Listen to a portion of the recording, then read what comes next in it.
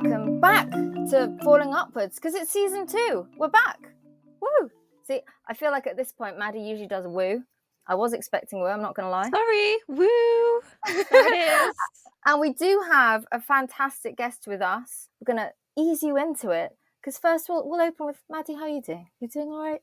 I'm so excited for this one. This is a really special one that we're starting season 2 with, so look forward to it. Well, we have somebody on the lawn, because, you know, we love to have people on the lawn for the full hour when we can, who has won a gold medal.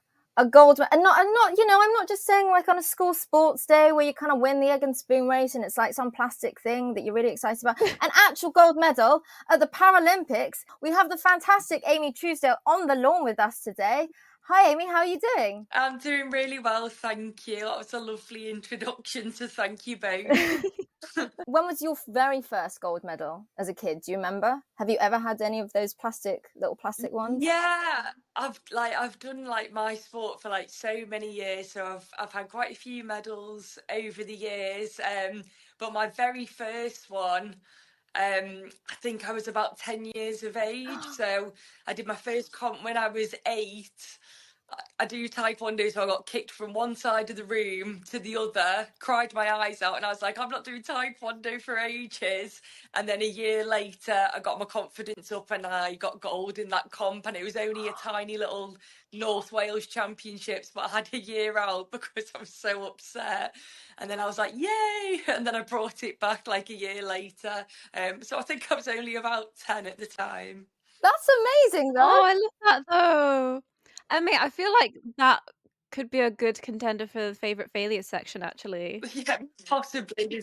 That's amazing. That is. Well, we generally start with mad news because, you know, Maddie likes to break the ice. What do you have for mad news today, Maddie? We do. I don't know, Amy, if you ever participated in this, but this is going to be a little bit of a throwback. Today, Emma sent me one of these bad boys. Okay. Yeah. So I've got Did you ever have a Tamagotchi as a kid? So me and my sister absolutely mithered our parents for one. That's all we ever wanted. Everyone at school had them and we weren't allowed them. And we were like saved up money, weren't allowed them. So my sister bought it me for Christmas about 2 years ago. And I was like, this is really emotional. So I wanted one like 25 years ago, not when I'm 30. And it was so funny because I had it at Christmas. And then my sister was like checking on me before I went to sleep. She's like, what you doing? I was like, Chloe, I'm going to be up all night. I need to check if he's all right. And she's just laughing at me with this Tamagotchi, and I was checking on it. So yeah, that is a little throwback that I do remember. Oh, I love that so much. Do you still look after it? It might have passed away now.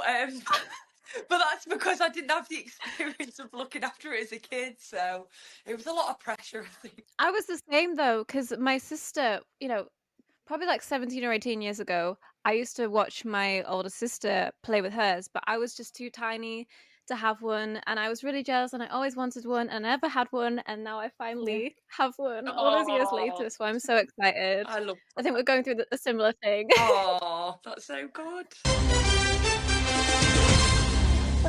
Well, into the meat and bone section of the show, as always. We'll start with our pinnacle question, our Everest question. Amy Truesdale, what is your favourite failure? My favourite failure in my life. If I was to link it to my sporting career, on reflection now, I would say getting a bronze medal in the Tokyo Paralympic Games. So to me, that was the biggest failure ever, and everybody that knew me personally knew I mentally really struggled at that time. But on reflection now, it was probably the best thing that happened to me, because there were so many learnings that I took from that experience to help me get a gold medal going into Paris. So Wow. I'd probably say that one. So you said bronze medal, and that's like, you know, Emma, like hearing that, that's an incredible achievement. But to someone like you, that's like your kind of failure. I just think that's remarkable. Yeah, I suppose, like, obviously it's not a failure. It's a big medal at a really big competition. But I think for me, because I set my sights so high on the goal, to me it was like I failed. But it was definitely the best thing that happened to me, because I've developed so much as a person, and I've learned so much from that experience. I feel like most people say that it's the people that win silver that are the unhappiest because you were that close to gold, whereas usually for bronze people, they're just happy to be on the podium. But actually, that really impacted you. Yeah, like I can understand that, because they do, like, what's the saying? It's like bronze, it's like the first winner, silver's the first loser, which that is, it's true, because you have to fight for your bronze in that situation. But I think because of the position I was in going into that competition, like my ranking, my previous medal success, that's why it was so disheartening for me during that time. I've got to ask you about your Paris gold, which was amazing. I was watching it live at the time, and I remember that kind of refereeing moment at the end where everybody was holding their breath, like, oh my God, like what's happening? What's the decision going to be? How was that for you? Can you take me through that moment by moment? I think at first it was like just like remain calm, like you've done so well all day, and then the time was getting longer and longer, and I was thinking, oh God, this is still going on. And then I started really panicking, and then I turned to my coach and I was like, it can't end like this, like I don't deserve to lose like this, I'm winning the match, like I'm up on points. And then I start getting stressed, and at the moment, I didn't think I knew that there was like a video replay happening. So I was going to my coach, just play your card, get a video replay. I was like, it wasn't intentional, but that was all happening during that time of the break. And then luckily the technical director and the doctor had, assessed the whole situation, said that the other athlete was okay to fight, and that it was an accident after they looked at the footage. And then the referee made the decision. So yeah, it was a big sigh of relief. So I was really happy. Has it sunk in yet? Do you feel like a proper gold medal Paralympian yet? I don't know how I feel really. I feel like I really enjoyed the moment, which was good for me, because sometimes I'm not always that present. So I enjoyed the moment, but I think you just, like, reality hits you like so quickly. So yeah, I think I'm just back to normal real quick. Where did your para taekwondo journey start? I know you told us very briefly about 10-year-old Amy kind of Yeah. scarred by that moment, but when was the first when did you start getting into it and how? Okay, so it's a long story, the whole taekwondo. So I started like against able-bodied athletes. So that was like in 1997, so it was so many years ago. And then I did that for the whole of my career. So I had like a really successful career in a different style of taekwondo. So I used to fight able-bodied athletes, where I became like, I was multiple world champion, international fighter of the year. So I had a really good career there. And then it was in 2009 that I was presented an opportunity to go to a Paralympic competition. So the way it was advertised to me, it was classed as like a special games. So I didn't particularly like the terminology, and I was like, oh, I don't think I'm going to go to this competition. But then on reflection, I thought this is such an amazing opportunity, because I've never seen another athlete with the same impairment as myself. So I was quite intrigued to see what like the level of play was at, and what countries had other athletes that looked like me. So yeah, I did my first para comp in 2009. And then I just thought, this is definitely an avenue I want to pursue. It's like another opportunity for me. So then I continued from there. So, in your own words, what is the difference between taekwondo and para taekwondo? So, so like para taekwondo, what you see at the Paralympics, they are classified into categories depending on your impairment. So it would be like a bilateral amputation.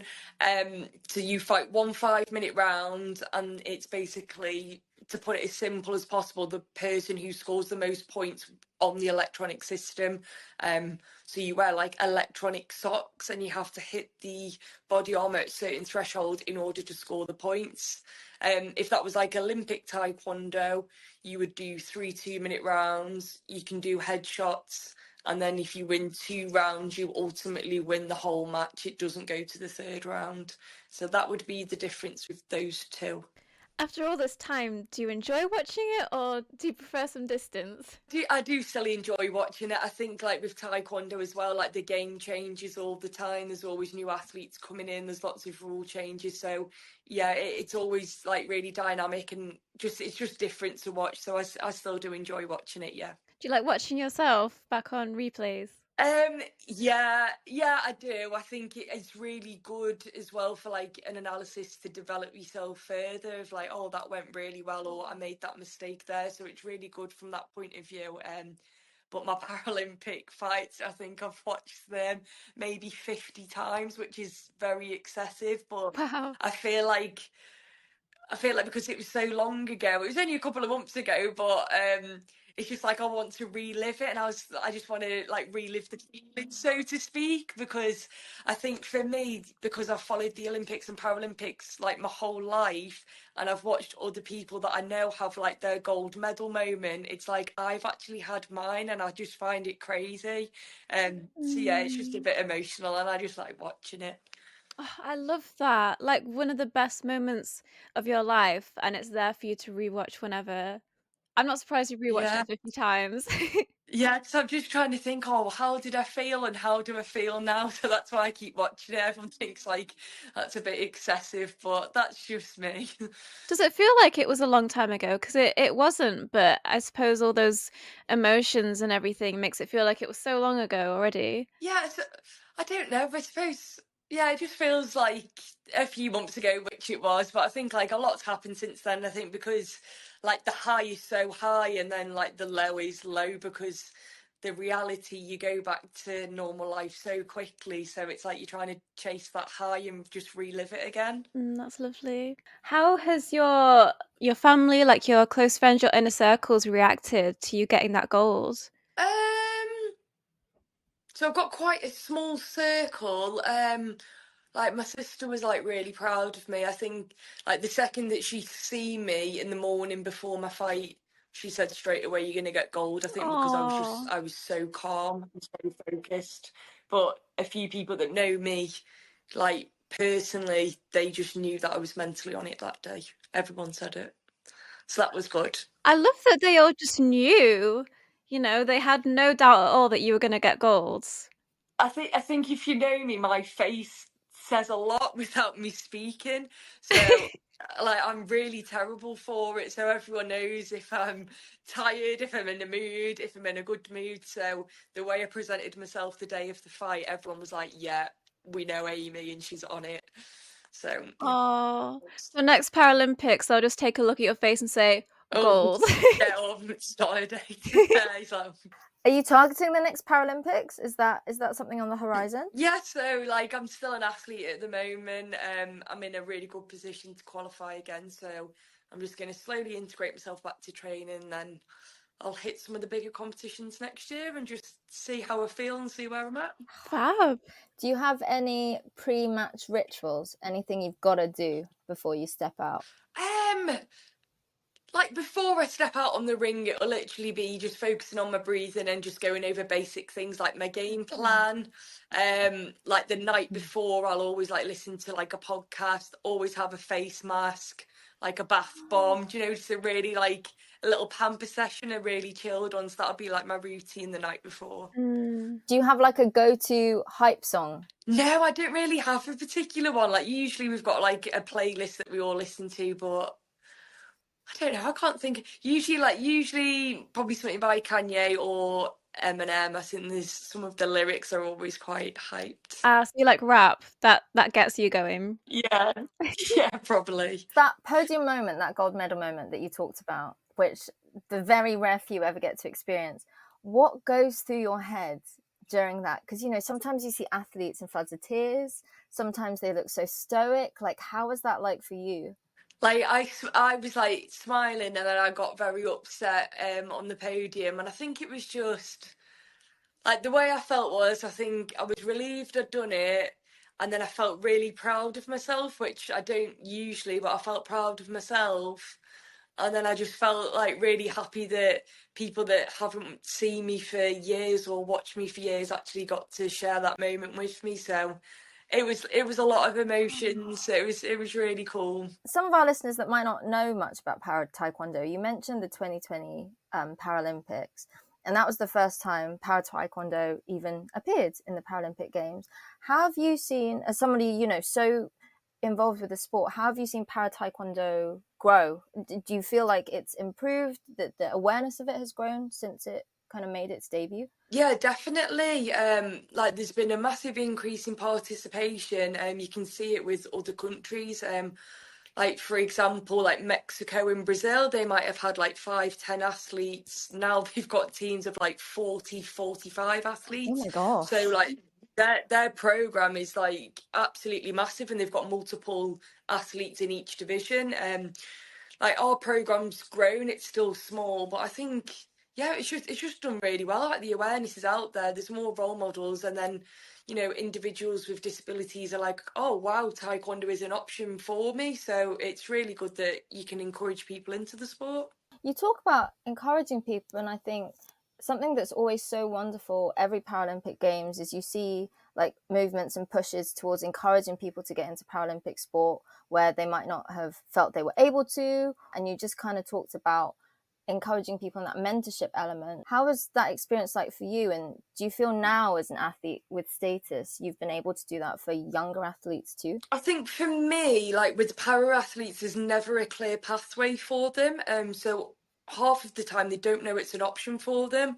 So I think post games, like GB Taekwondo, where I train myself, we've like introduced like a fightability campaign, which makes a more streamlined pathway for those like para individuals to get into the sport.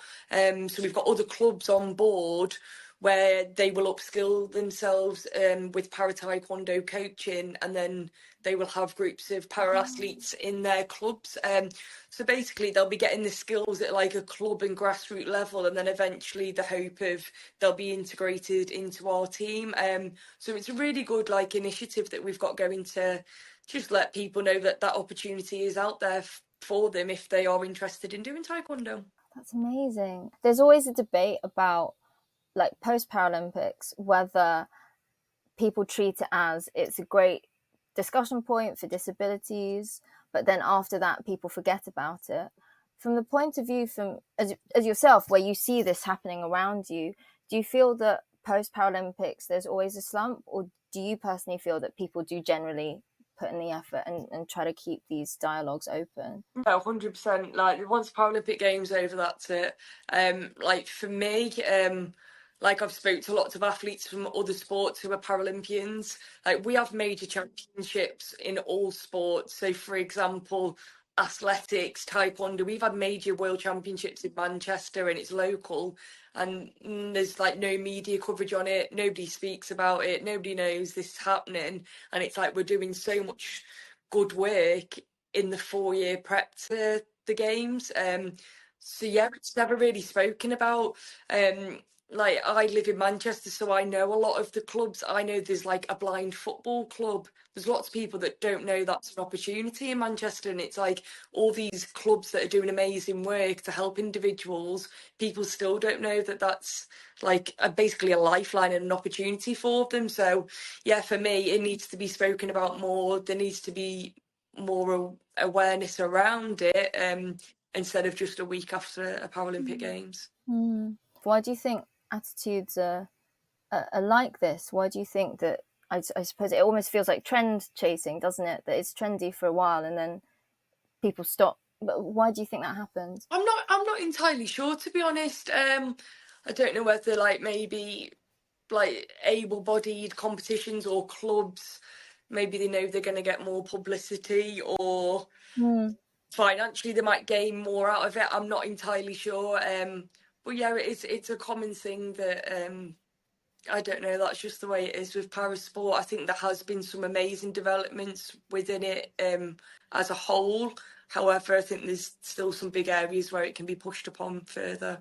I remember during the athletics, Johnny Peacock said on air that he felt that, his event and other Paralympic events should be integrated into the Diamond League, that it deserved to kind of not be spoken about like a pre-show, but actually be celebrated alongside that. You mentioned your own championships that you do, like, you know, the para championships and stuff. Do you think it's better to see parasport be integrated? Do you think that would actually do lots to help people talk about it? I think there's pros and cons to it. Like some of our para competitions, we have integrated with the Olympic guys. Like we've had like Grand Championships, things like that.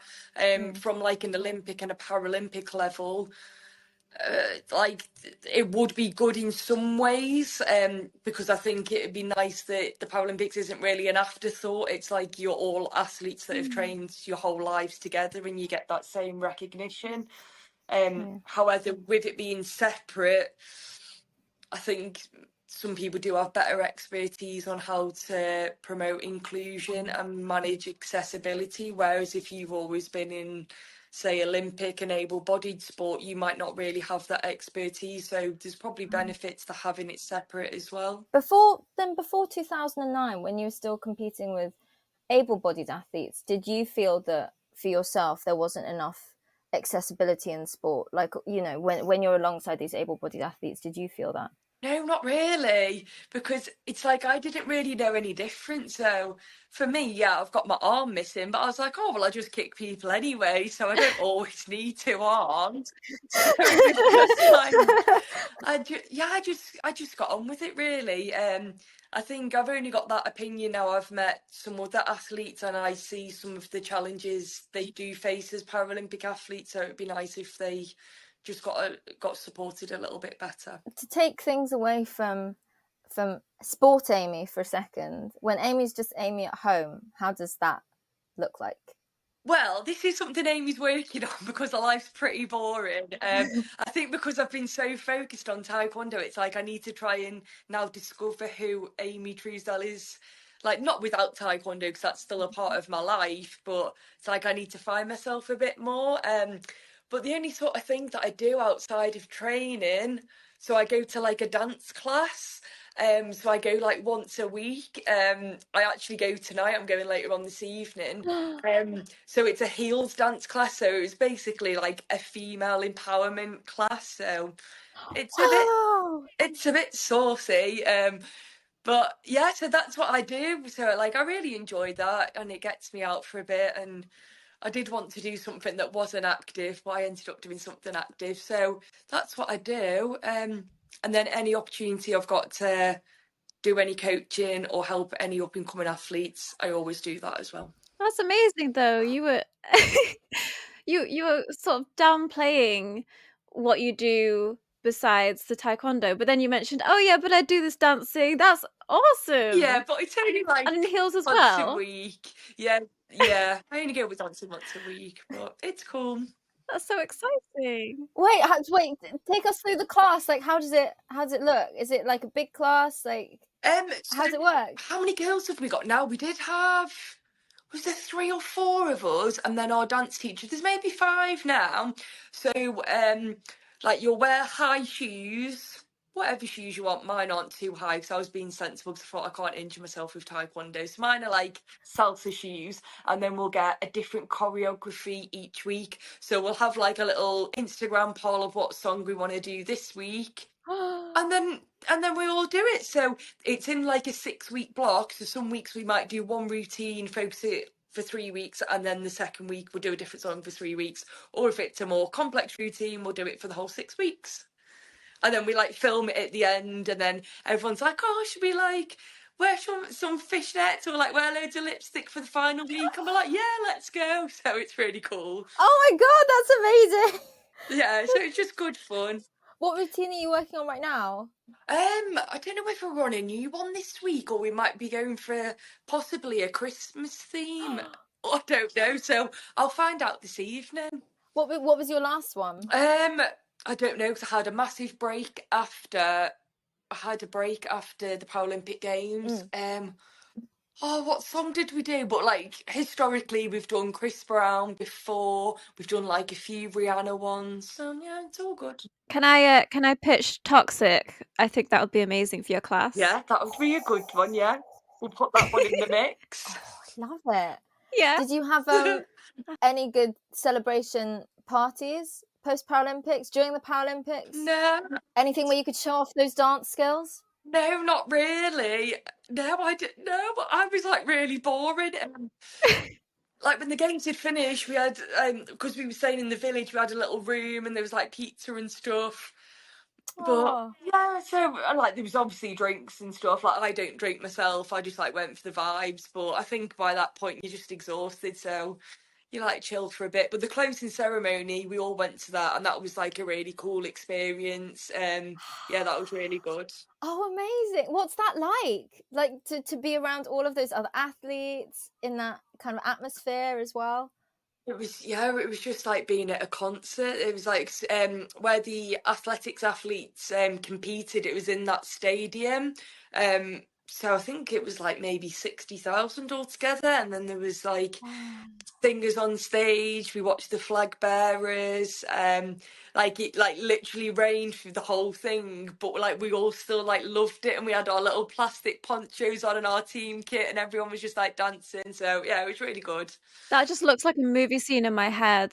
The raining as well just adds to the euphoria of it, don't you think? Yeah, yeah, definitely. It was really cool. What were your top 3 moments from the games then, if you had to pick? And you can't pick winning a gold medal. Oh no, that's weird. Well, everyone's family's being there. That's definitely number one. So like yeah, Oh. that definitely was because in Tokyo, like we couldn't have that because it was still during COVID. And I think like we'd know each other on the team and you know other athletes, but it's like your families would never ever meet in that situation. So for like each other's families to then meet and have that connection, like my little nephew's 6. So he got to come and watch me, and then he made like best friends with my teammate's dad, and then they had a little relationship. So I think like things like that, honestly, it was too cute. So that was number one for me, I think. Oh. Number two, I think just being in the village. That because that was a completely different experience altogether. Don't get me wrong, it was like you were in a fishbowl because like it or like a computer game. That's what it felt like. It was so bizarre because you can't believe the stuff going on in the real world. It's like you literally think, oh well, the only possible thing that's happening now is being in this village and the Paralympics are happening.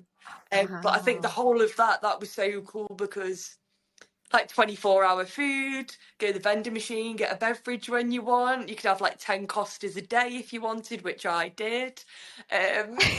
You could get like iced coffee whenever you want. It was like this is great. And then everyone loves the pin badges, so that was like really cool because the other athletes are like so excited to get a GB badge. So yeah, that was a really cool That's experience. awesome. 10 costas a day. Yeah, it had to be done. I didn't have that many. I probably did have about 4 though every day. But yeah, it was really good. I mean, if it's there, Yeah, take what you can get. yeah, That's what I say. exactly. Got to fuel yourself for the training session. So yeah. So, do you have a number 3? The only other moment that there was loads of moments because the whole thing was amazing. Like my teammate medaling as well, that was amazing. But like little things in the village that I really liked. You got a free hair appointment at the salon. So like the day before, I got my hair washed, conditioned, and then I got it braided. Then I had my fight day hair ready, and I was like, Oh, this that's is perfect amazing. because my hair It feels so good having exactly. But I like like someone else washing your hair, doesn't it? yeah, but I can't braid from the top, so I was done, and then I thought, oh, this is perfect for my head guard because then it was on, and I didn't have to worry about that. So that was really cool as well. You mentioned your head guard. So, what is sort of involved in your gear? What is your typical gear? So we will have a head guard, like usually you have to wear a bun so they can see it's out. We've got forearm guards, shin guards, the body protector where the electronics are, and then the little socks, which are like electronic socks that score on the system. Right. So I just thought it was just the uniform, but I didn't realize you had to wear all this sort of gear as well. Yeah, and a gum shield. But yeah, the forearm guards are like underneath the dobok, like the taekwondo suit that you wear. What would you say your fashion style is, since we're talking gear? Outside of gear, what's Amy vibing with? It's probably still sporty, like with a dress up, a little bit dressed up, but still sporty. My sister goes mad at me. It's like I'm coming back on the weekend. I'll have like a gym set on with like a blazer, and she's like, "Oh, you wear that every day." She's like, "Why can't you wear normal clothes?" And I'm like, "I've got a blazer on. I'm dressed up and like a massive handbag."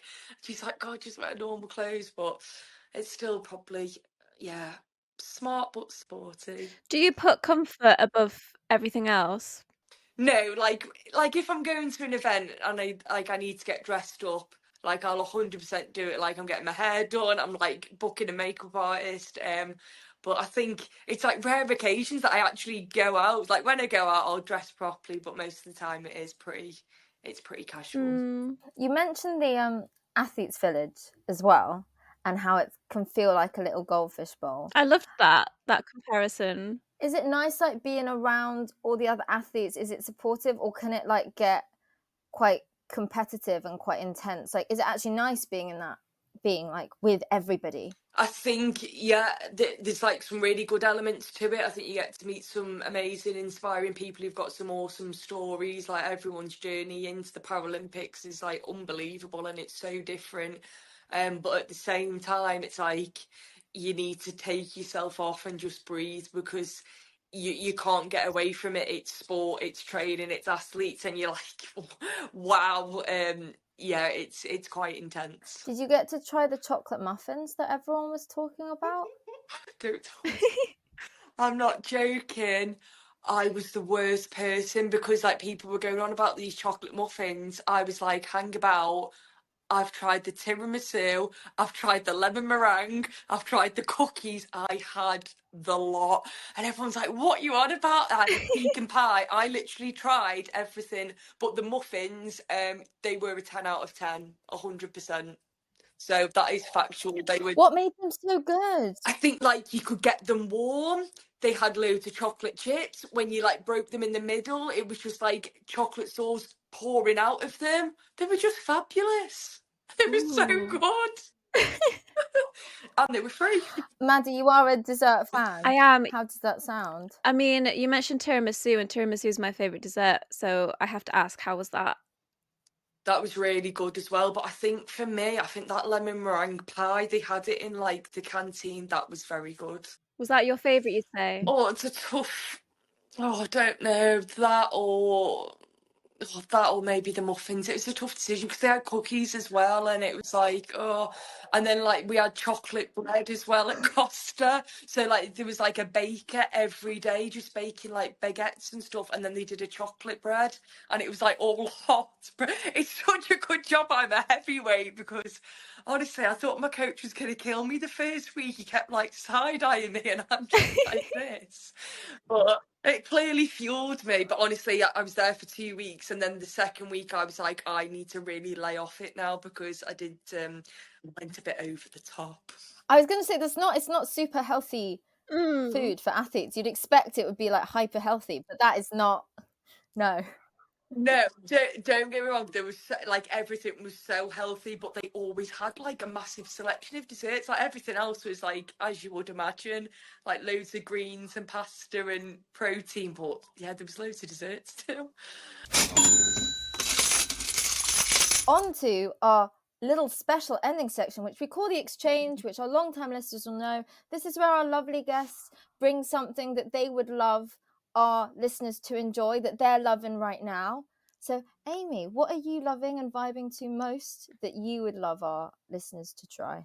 That is such a good question. I think, I don't know. That's really tough. For me, like a hobby or things that I would do is listen to podcasts. So this is obviously the first one that they should listen to, and then I'd say get on that. I think for me, I love it because I'm quite lazy when it comes to reading, so it's just like a nice way of like retaining information, and it's more fun. So yeah, I think that's what the listeners should get on. What are your favourite podcasts right now? Do you have some recs? Oh, I think like regular people that I would listen to is like Diver CEO, Jay Shetty, people like that. I really love them guys. Oh, nice. So like motivational things that like good stories and stuff that get you like in a good frame of mind. Yeah, Yeah, definitely. I think it's like relatable, isn't it? How everyone overcomes challenges depending on what their situation is. So, yeah, that's definitely my thing. We always end every single episode with a little sign-off message. It can be whatever you like. We've had things as nice as be kind to brush your teeth. It's up to you. We'll go first, so you can give yourself a couple of moments to think about what you want to sign off with. Maddie, what would you like your sign-off message to be this week? In Emma's absence due to connection, our little conversation reminded me of one of the joys of life, and that is going to the hair salon and having someone else wash your hair for you. There's nothing more relaxing than having someone like clawing through your scalp. So I would say go to your salon, get a little wash, treat yourself. You're right, that's so nice. And they give you like a full massage and everything. Yeah. And you can shut your eyes. I was at the salon once and I saw a woman with 2 little sausage dogs, and she was having her hair done, and those 2 little dogs were just sitting there. Oh, I was really impressed. That's so cute. I will say, oh, it's quite cold right now, to be fair. Wrap up warm. It's snowing where you are, Maddie, isn't it? So it is. I don't know if it's snowing in Manchester, but wrap up warm. Keep warm. Amy, what word of wisdom, or it might not be wisdom, would you like our listeners to be left with? I would say whatever you're doing, just keep kicking it and dream big. That's all you need to do. I love that. I love that. And that's very inspirational coming from someone like you that as a kid felt like giving up and then you picked it back up again Yeah. and found that drive again. Yeah. Yeah, definitely. I think it doesn't matter what you're doing in life. Like, even if you just have one small win of the day, I think that's what like the listeners need to take away. Even if you've made your bed in the morning, it's like perfect. That's your win of the day. It doesn't have to be as like massive as what people like make out, because all those small little things all add up. So that would be my advice. That's beautiful. Was it ever like one of those little things that you wrote in your diary as a kid that you were going to win gold? Like, were you always, was it like from day one, I know I'm going to win gold? Or is it just something that happened as you went on this journey? Yeah. I wrote it in a scrapbook, I think, when I was 9, and I went to my parents. I'm trying to find it and I can't find it anywhere. It was like, I think, like a little picture of me going, I'm going to go to the Olympics, and I wrote down that I wanted to go to Korea as well, because that's where taekwondo originates from. So yeah, I've done both. So I think for me that was it. I just wanted to do it, and then I just didn't give myself a second option. It was like, this is the only thing I'm going to do. So I'm fully committed to it. I love that. You didn't give yourself a second option. You genuinely made your dreams come true. She did. Wow. Yeah, man. Yeah, I suppose I did. It's very crazy. See, power of manifestation. For anyone doubting it, Amy Truesdale did it. It is true. Like, it was a long journey, but got there in the end. Absolutely incredible. That's so inspiring. It's been so lovely having you on, Amy. Thank you for joining us today. Yeah, thank you both for having me. It's been lovely. Thank you. No worries. And thank you, everyone, for listening to another episode of Following Upwards. I hope you have enjoyed our season 2 opener and stick around. Do you want to say bye, Maddie? Goodbye, everyone. Thank you for listening to our first episode of season 2. And thank you so much for being here, Amy. Thank you so much. It's been fab. Thank you. Take care. Bye. Bye.